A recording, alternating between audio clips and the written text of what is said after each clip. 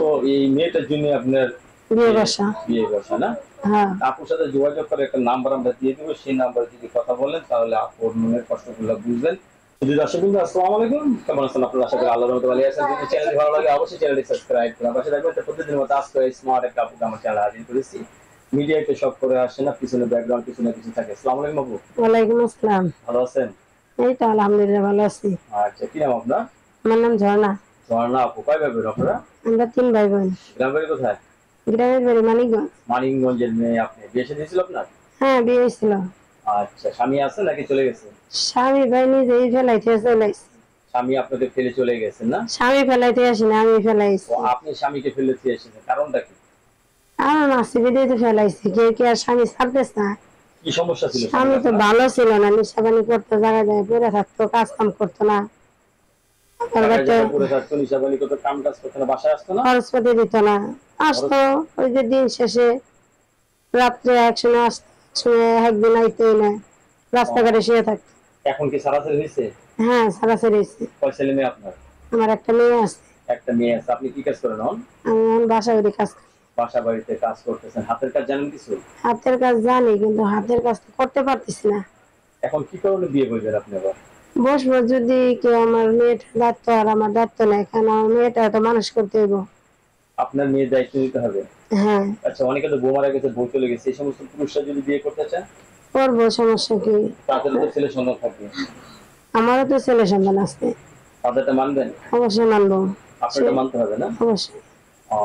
আচ্ছা, যে জিনিসটা আমরা আপনার কাছ থেকে শুনলাম, লেখাপড়া করছেন কিছু? লেখাপড়া করিনি, আবার কিছুটা আর কি নাম ঠিকানা লিখতে পারি। নাম ঠিকানা লিখতে পারেন। আচ্ছা, আপনার যখন বিয়ে হয়েছিল তখন কি আপনার পারিবারিক না প্রেমের বিয়ে ছিল? বাড়ি বাড়ি। পারিবারিক বিয়ে হ্যাঁ। ছিল। তো আগে আপনারা আত্মীয় স্বজন জানতো না? না। আচ্ছা, এখন আপনি একজন ভালো একটা ছেলে পেলে বিয়ে করবেন, হ্যাঁ হ্যাঁ। একটা জীবন সঙ্গী দরকার। এবং আপনার ছেলে না মেয়ে? মেয়ে। মেয়েটা বাবা খুঁজে না? খুঁজে তো। এর জন্য আপনি বেশি আগ্রহ প্রকাশ করতেছেন, হ্যাঁ। ঠিক না? তো দর্শক, এই আপুর সাথে কথা বলে যে জিনিসটা জানলাম, একটি মেয়ে আছে, আর মেয়ে বাবা বাবা করে মন ডাকাডাকি করে। মূলত এই মেয়েটার জন্য আপনার বিয়ে বসা না? হ্যাঁ। আপুর সাথে যোগাযোগ করে একটা নাম্বার আমরা দিয়ে দেবো, সেই নাম্বারে যদি কথা বলেন তাহলে আপুর মনের কষ্টগুলো বুঝবেন। আর সবাই একটু ভালো মনে কথা বলবেন, কেউ বাজে কোনো কথা বলবেন না।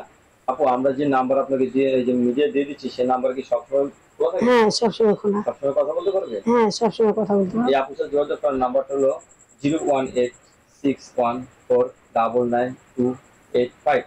আবার বলতেছি 01861499285, লাস্ট হলো 285 আপনার নাম্বার না? আপনার অসংখ্য ধন্যবাদ আমার চ্যানেল সমাজের জন্য। একটা কথা আছে। হ্যাঁ, বলেন। কারণ ভাই সবাই তো আর বিয়ে করবো না, আর সবাই হেল্প সহযোগিতা করবো না। আচ্ছা, যার ভালো লাগে হেল্প সহযোগিতা করবো, আর যে হেল্প সহযোগিতা করতে পারবো সেই যেন ফোন দেয়।